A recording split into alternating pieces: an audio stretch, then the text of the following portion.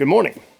So today I want to do an unboxing video, and this is not the first one of these you've seen. So I have today a Glarry. I've seen a lot of Glarry videos, a lot of good videos out there about this, but I thought, I'm going to take a chance myself, So I got this instrument, and I'll show you just a minute, on sale right now for like 90 bucks. So a good price. And I bought it not because I don't have a rack full of guitars and basses over here. I bought it because I want to be able to do some mods, learn how to do modifications, do all kinds of stuff. So without further ado, let's get this thing out of here. It's been sitting here for a couple days, so I'm happy to finally get to this video and get to actually unboxing, So, I'm going to flip it over. Got a little drum throne there in front of me to set it on. Got my trusty Leatherman. Not going to be Guitar Max and use a sword. This works just fine. Not that I don't like his videos. They're awesome.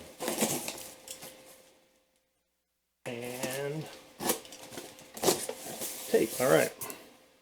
I'll leave that sitting over there.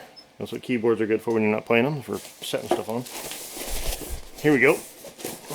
And the lids. So we got foam. Ooh. This looks fun. I like this.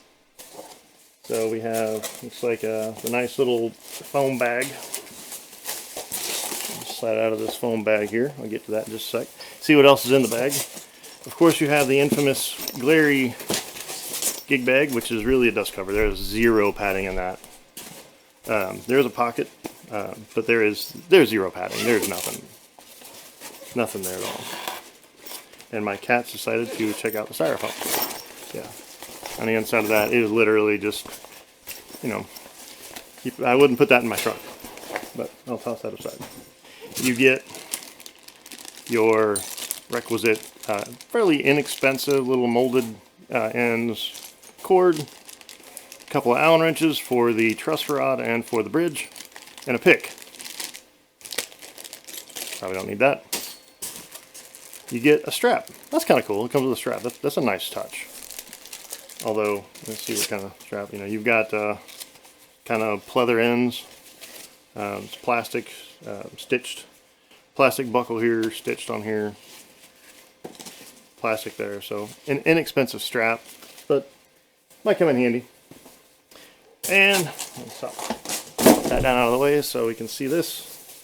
What we have here. Go ahead and tear this off. Oh man. Oh, this is pretty. Oh yeah. This is good. This is, as you can already kind of see, the Glarry jazz bass.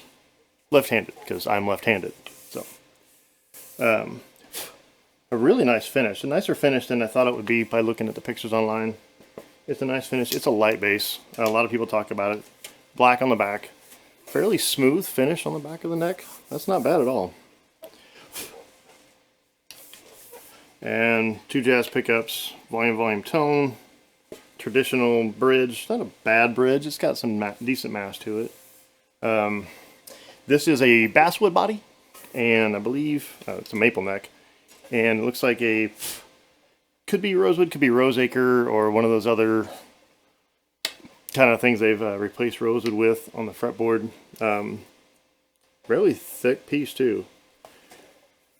Looking at the quality is pretty good on this. A lot of people have talked about the quality on them.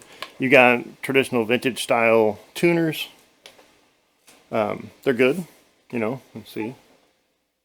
A little bit of play in them. There's some play in them there. So they're not the best in the world, but there's some play. But I can kind of feel it working a little bit. Maybe I can tighten them up a hair. Not too much though. String tree. Fairly basic nut on it. Actually, it's glued in pretty well. It looks like it's cut pretty good. It's not overcut, but it's cut pretty good.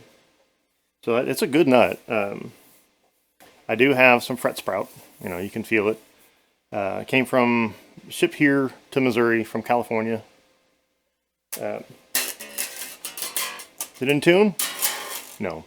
Feels pretty floppy. So I'm gonna tune it on up, and then get it plugged in and get a listen to it. But that basswood body looks really nice, and the burst is decent on there. It's the only burst I have. Well, I have a Squire Base 6 has kind of a burst, but with all the pick guards and stuff, you can't tell. So we'll get this tuned up and see what happens. All right, we are tuned up, good to go. So now we'll hit the volume controls on this. Hit my volume pedal there.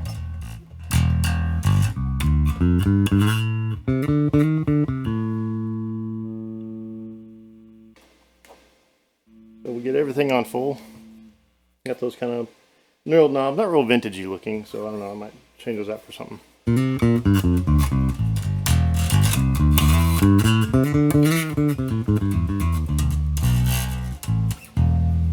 Not a bad, I mean, it does feel, I've heard other people say this, the neck feels almost more P-bass than jazz bass like.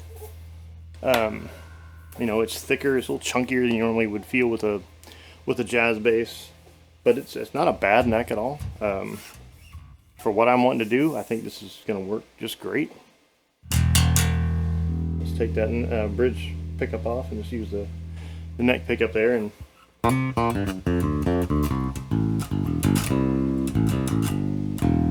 get some little jazz tones kind of going there. All right, get the other pickup here. Turn the bridge pickup off. Nice and warm. Back the tone off.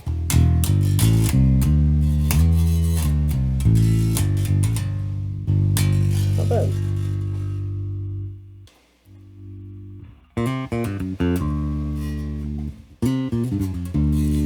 A few different sounds there. Everything on full there. Max it out. So that's the Glarry Jazz bass. Now, turn these down for a second.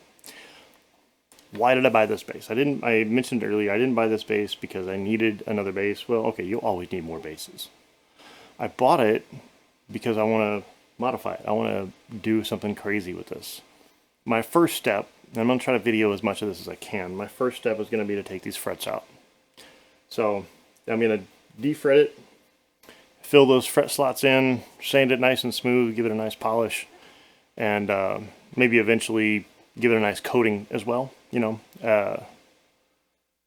seal it all in. But for now, I'll probably just pull the frets.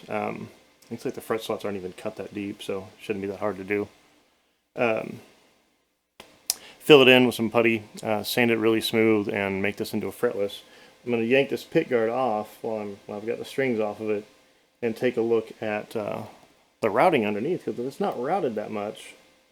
If they just routed just for this, then I can actually leave the pickguard off and really have a Jocko bass. I mean, that really kind of locks into being a Jocko bass at that point, which would be kind of cool, but I don't think I want to be satisfied with this finish. I think I might sand it on down to this bare basswood, because I see some nice grain on there. Looks like there's a couple of paint imperfections on there, possibly. I'm sure there's some little imperfections on it. It's 90 bucks. But I want to sand it on down and stain it and clear coat it, really customize it, you know, which I've never done before, so it'd be a totally new thing for me. But that is the Glarry Jazz bass. So I'm going to have fun playing some, and I hope you have a good time too. Enjoy your music. Thanks.